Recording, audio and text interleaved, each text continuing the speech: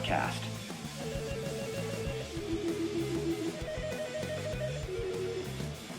Today we shout out Chief Running Gear, Fred Sasakamoose of Sasakamoose, Cree Nation in Saskatchewan. In 1954, he became the first Indigenous person to play in the NHL. He played 11 games for the Chicago Blackhawks after being called up from the Moose Jaw Canucks. But through all his success and fame, Fred maintained one goal: to go home.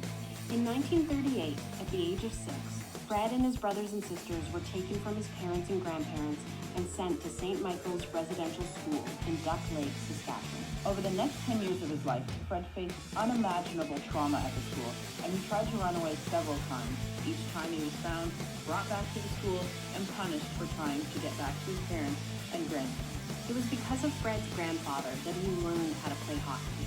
His grandfather, Alexander, who was deaf, taught him to skate by tying bob skates over Fred's moccasins and turning willow branches into a hockey stick.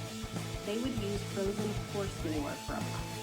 This time with him was some of Fred's most treasured. It was these lessons that helped Fred's skills get noticed. In 1944, Father George Russell, the sports director at the residential school, noticed and started to encourage Fred to play more.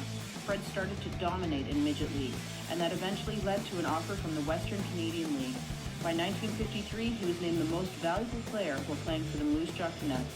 That year, Fred signed a contract with the Blackhawks for $6,000, and it meant that he would be the first Indigenous player in the NHL. After 11 games, the Blackhawks sent him to Buffalo, but Fred wanted to be closer to home. He briefly played for minor league teams in Quebec, New Westminster, and Calgary, and then finally returned home to Saskatchewan. Since then, Fred has become a mentor and an advocate for sports. In 1962, he helped start the Northern Indian Hockey League. He's also a founding member of the Saskatchewan Indian Summer and Winter Games, Saskatoon's All-Nations Hockey School, and Fred Sasakamoose All-Star Hockey League. He served on the NHL Ethnic Diversity Task Force and was a board member for the Aboriginal Healing Foundation. In 1980, Fred became the chief of the Sandy Lake Band and started the long journey towards healing the trauma of residential schools. Today, he's an elder in his community and teaches hunting, fishing, trapping, and counsels the next generation about drug and alcohol addictions. Fred and his wife Loretta have been married for 61 years and now have great-grandchildren. But even though Fred is now 84 years old, he's never forgotten the teachings of his grandfather. In a profile in the Globe and Mail, Fred is quoted as saying, "I don't know if the old man ever saw a hockey game, but I wonder if he somehow visualized the future of my life to become a performer in the outside world. I fulfilled his dreams."